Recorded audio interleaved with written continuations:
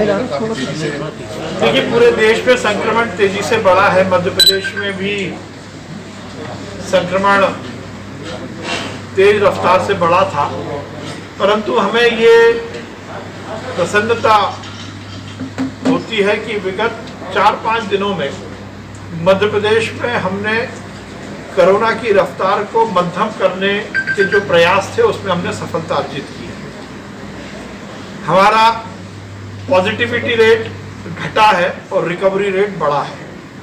हमारे रोज के जितने केसेस आ रहे हैं लगभग उतने ही हमारे रिकवर हो रहे हैं, हॉस्पिटल से डिस्चार्ज हो रहे हैं। परंतु उसके बाद भी ये हमारे लिए संतोष की बात नहीं, क्योंकि जिस प्रकार से ये संक्रमण की बीमारी है और दुनिया की हर स्टडी कहती है कि यदि कोरोना से पार पाना है तो केवल और केवल कोरोना की चेन को हमें ब्रेक करना होगा। और इसलिए दुनिया में कहीं भी यदि कोरोना कम रहा है तो वो किसी दवाई से नहीं बल्कि वो कड़ाई से और जनता के अनुशासन से ही कम हुआ है। इसीलिए हमने मध्य प्रदेश में जनता कर्फ्यू, कोरोना कर्फ्यू को लागू किया।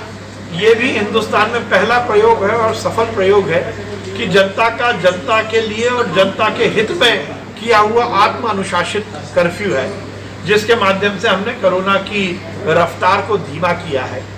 सीहोर में भी हम देख रहे हैं कि विगत 4-5 दिनों में हमने इस रफ्तार को रोकने में कामयाबी अर्जित की है। आज सभी अधिकारियों के साथ, जनप्रतिनिधियों के साथ हमने यहाँ बैठक की और ये निर्णय लिया है कि इस कोरोना की चेन को ब्रेक करने के लिए हमें और क्या क्या उपाय करने चाहिए और उसके लिए किल कोरोना अभियान को और एग्रेसिव हम करेंगे। हमने ये निश्चित किया है कि हमारे विधायक सुदेश राय जी के नेतृत्व में हमारे सीहोर शहर में प्रशासन की ओर से हम कोविड सहायता केंद्र शुरू करेंगे और जिनको भी सर्दी जुकाम या हल्के बुखार की शिकायत है वो उन कोविड केयर सेंटर में, कोविड सहायता केंद्र में आएंगे।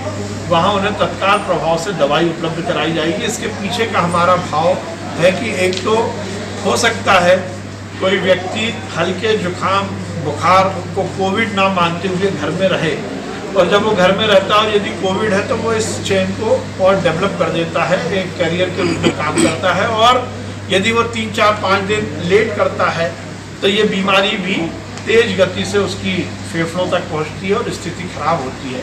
तो एकदम प्राथमिक रूप से ही उसको उपचार मिल सके, इसका हम प्रयोग कर रहे हैं। ये सुनिश्चित किया गया है कि किराना की दुकान बंद रहेंगी, केवल और केवल होम डिलीवरी उनसे चालू रहेगी और बाकी किराने की दुकान नहीं खुलेंगी। हमारा जो स्ट्रीट है, क्या कहते हैं उसको, दवाई गंगा आश्रम वाली स्ट्रीट पर कल से प्रशासन द्वारा पूरी आचार संहिता का पालन करते हुए गोले बनाकर लोग उपचार प्राप्त करें या दवाई लें, इसकी व्यवस्था की जाएगी। हमारे सीसीसी जो पूरे जिले में अलग अलग गांव में बने हैं उनकी व्यवस्था ठीक हो सके और स्टेप डाउन और स्टेप अप की पूरी जानकारी हमारे कोविड केयर सेंटर के माध्यम से प्रशासन को रहे, इसकी व्यवस्था की जा रही है। उसके साथ ही ये भी सुनिश्चित किया गया है कि शादी और ऐसे सार्वजनिक कार्यक्रमों में लोग स्वयं ही ऐसे कार्यक्रम आयोजित ना करें, इसकी भी जनता से अपील की जाएगी। हमारे अस्पताल में डॉक्टर्स के रोस्टर को मैंने फिर से रिव्यू कर उस रोस्टर का सख्ती के साथ पालन हो, इसके निर्देश दिए हैं। सभी डॉक्टर्स नियत समय पर अपनी ड्यूटी का निर्वहन करें, मरीजों को सख्त और सुव्यवस्थित इलाज मिल सके, इसकी व्यवस्था करें। उसके साथ ही आज हमने एक चीज़ और निर्धारित की है कि हमारे अस्पताल के बाहर हम एक हेल्प डेस्क बनाएंगे, जिसमें हमारे जो मरीज भर्ती हैं उनके परिजनों को यदि वो आकर अपने मरीज का हालचाल जानना चाहते हैं या वीडियो कॉल के माध्यम से उससे बातचीत करना चाहते हैं तो उसकी व्यवस्था होगी। उसका एक नियत समय रहेगा। उसके अलावा परिजनों को अस्पताल के अंदर वार्ड में या अस्पताल कैंपस में अंदर आने की छूट नहीं रहेगी, क्योंकि यदि परिजन किसी कोविड वार्ड में जाते हैं तो वो स्वयं भी संक्रमित होने का खतरा लेकर जाते हैं, और वो स्वयं संक्रमित नहीं होते।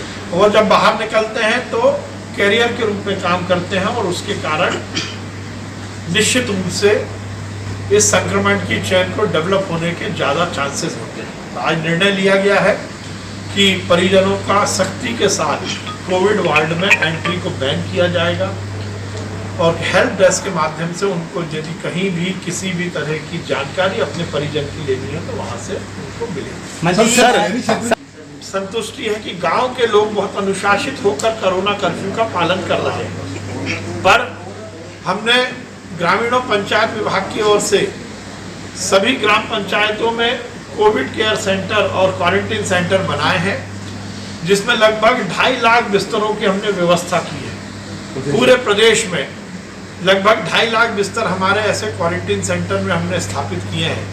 यदि गांव में कोई व्यक्ति को लक्षण दिखता है या पॉजिटिव आता है तो वो क्वारंटीन सेंटर में आइसोलेट हो सकता है, जहां एक और उसको चिकित्सीय बैकअप मिलता है, दवाइयाँ मिलती हैं, तो वो स्प्रेडिंग के डर से भी दूर